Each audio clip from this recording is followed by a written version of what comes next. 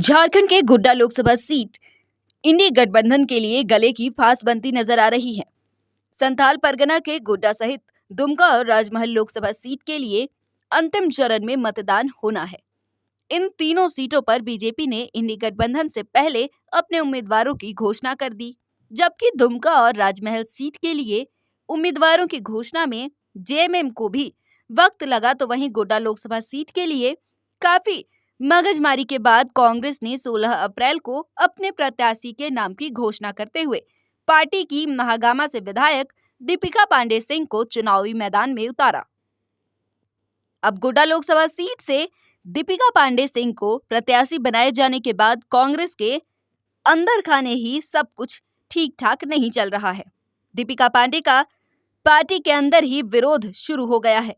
कार्यकर्ताओं का एक वर्ग नाराज है और नाराजगी की वजह पौड़ैयाहाट विधायक प्रदीप यादव को पार्टी द्वारा गोड्डा लोकसभा सीट से टिकट नहीं दिया जाना है। प्रदीप यादव के समर्थक लगातार दीपिका पांडे का विरोध कर रहे हैं और सबसे कमजोर प्रत्याशी बता रहे हैं।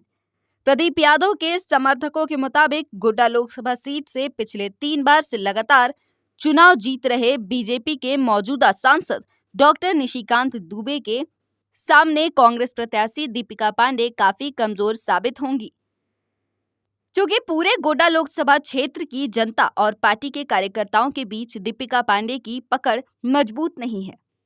वहीं प्रदीप यादव के समर्थक इसे जातीय समीकरण से भी जोड़कर देख रहे हैं।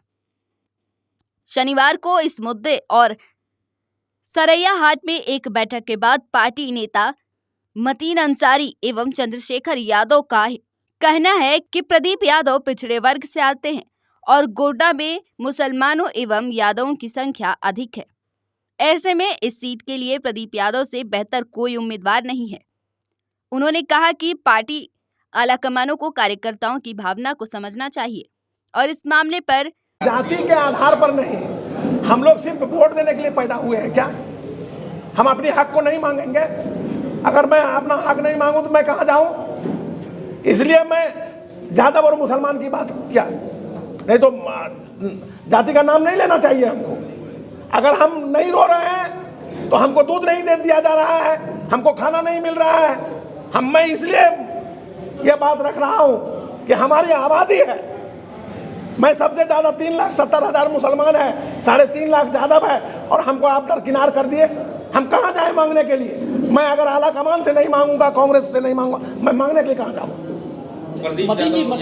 जी सर। हाँ जी, सारी जी भी बातें आ रही थी कि वो भी टिकट के दावेदार थे, एक तरफ वो भी मुंह फुलाए हुए हैं। तो ऐसी स्थिति में आप लोग किस रूप में देख रहे हैं पूरी परिस्थिति को? देखिए, हमारा कहना है कि हमारे आबादी के हिसाब से अगर आप प्रदीप यादव जी को टिकट नहीं देते हैं तो दूसरा फुरकान साहब को दीजिए।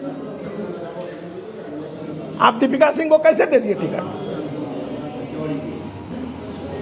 इससे लगता है कि पार्टी की जीत तय हो जाएगी, उनकी निकल जाएगी। देखिए, मैं आपको गारंटी के साथ कहता हूं, मैं भी राजनीति करता हूं, हमारा भी 60 साल उम्र हो गया, मैं भी क्षेत्र का भ्रमण करता हूं, पूरा लोकसभा का भ्रमण किया हूं। मैं आपको महागामा से लेकर के और यहाँ मधुपुर तक, भगैया, आपका ठाकुरगंज की, मैं एक एक प्रखंड में गया हूँ और राजनीति करता हूँ। तमाम लोगों का यही मांग है। आप देखिए, विरोध प्रदर्शन हो रहा है, गांव-गांव में बूथ स्तर पर लोग बोल रहे हैं कि प्रदीप जी को टिकट दीजिए और प्रदीप जी सीट निकालेंगे। अगर चुनाव में दीपिका पांडे सिंह ही रहती है तो आप लोग का रुख क्या है? देखिए, मजबूरी में कहता है का नाम अमा सही।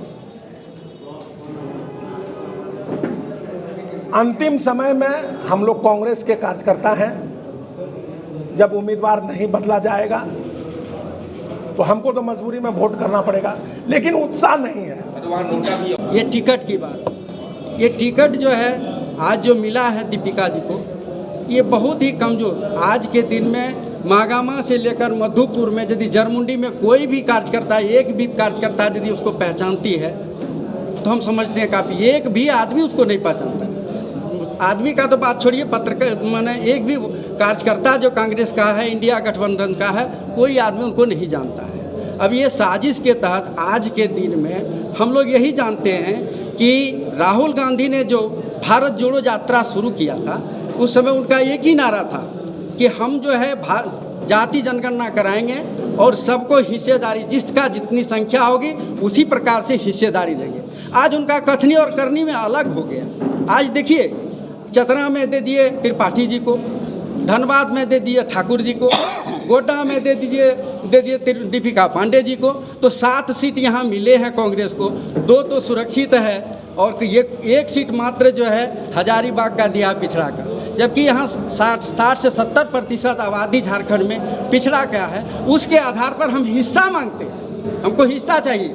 हिस्सा हमारा चाहिए कि गोड्डा लोकसभा में यदि प्रदीप यादव को आप टिकट देते हैं तो ये सीट निश्चित है। दीपिका पांडे जो है आज के दिन में हम समझते हैं कि व्यक्तिगत रूप से भी प्रभावित होकर के यदि टिकट वितरण करने का एक तरीका भी होता है, एक सिस्टम भी होता है। आज दीपिका पांडे मैं चैलेंज करता हूं कि निर्दलीय लड़के वो चुनाव लड़े, 10,000 वोट यदि लाएगा तो हम जिंदगी भर उसका गुलाम खड़ेंगे।